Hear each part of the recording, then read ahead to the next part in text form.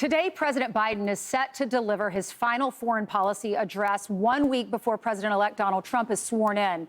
While Biden tries to define his legacy, one family, there's their picture, is fighting to bring home an American hostage being held by the Taliban.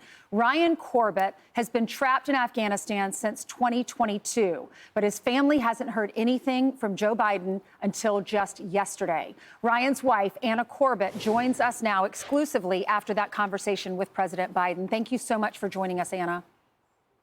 Thank you for having me. You're welcome. I can't imagine what you're going through. I know that you have made 16 trips to Washington, D.C. Speaker Johnson invited you and your 3 children to the State of the Union address, and you were there. You helped pass 2 resolutions, hopefully to bring Ryan home.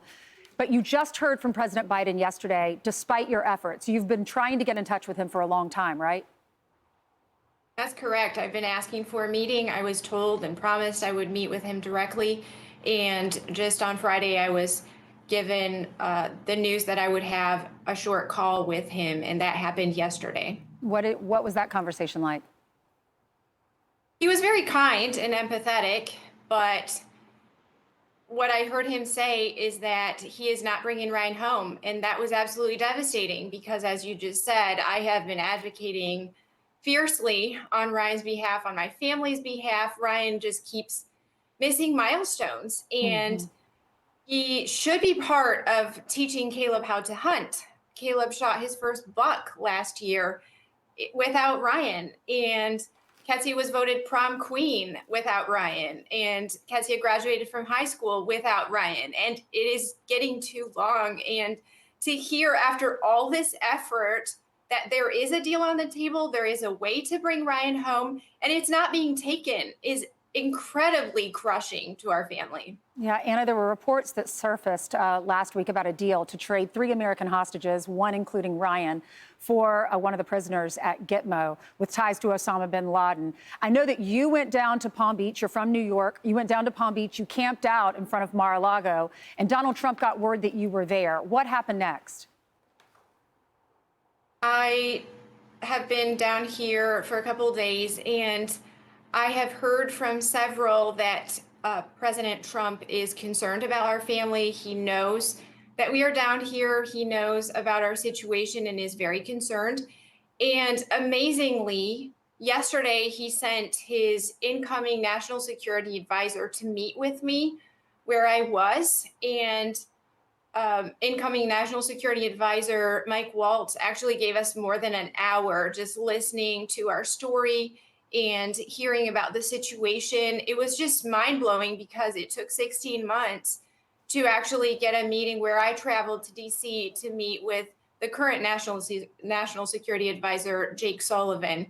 And this shows that President Trump is very concerned, is wanting to prioritize our family. I know he's tough. He wants to make deals. And I am extremely encouraged, and the contrast of my experience is just mind-blowing right now. Yes. I want to hear about Ryan's story, but what did the conversation with Michael Waltz, how did that go? Are you getting a feeling that they will bring him home during this administration? I absolutely believe they will bring Ryan home. The details, of course, are unclear. This is complicated, and I'm not an expert in any of this, but it's very clear that the incoming administration cares about bringing U.S. citizens back to their country and caring about Ryan and George, who is also held with him, who have done nothing wrong. They've been designated as wrongfully detained and accused of nothing. They deserve to be in their own country. Ryan's a patriot. Tell me Ryan's story. What happened? I know he was there on a 12-month visa, and he was returning there, I think, to help train the staff of a business that he started there in Afghanistan in 2017.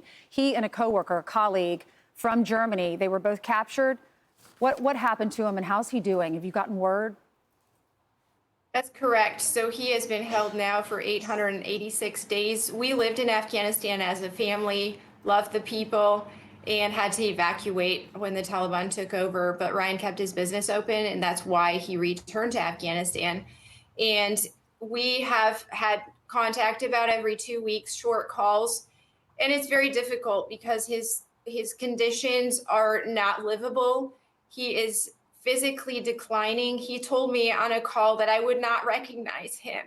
And I spoke with him yesterday. He called us at 5:30. I never know exactly when he will call, and to be woken up by this type of call, I never know what he's going to say. And he was extremely frustrated that he is still being held, and he wants to come home and be with his family. He's an amazing dad, and he said, I feel bad for all that you're having to do for me. And of course I will do everything I can. I'm a mom. This is what moms do. And I want my children to have their dad back, to be part of their lives. Yeah, Anna, we're all praying for you. Everyone watching, say a prayer that we can bring Ryan home safely so that he can be a father and a husband. You clearly are an amazing wife. He's so blessed to have you in his life. You're a fighter. Keep fighting. Thank you so much, Anna. Thank you very much. Thank you. I'm Steve Ducey. I'm Brian Kilmeade. And I'm Ainsley Earhart. And click here to subscribe to the Fox News YouTube page to catch our hottest interviews and most compelling analysis.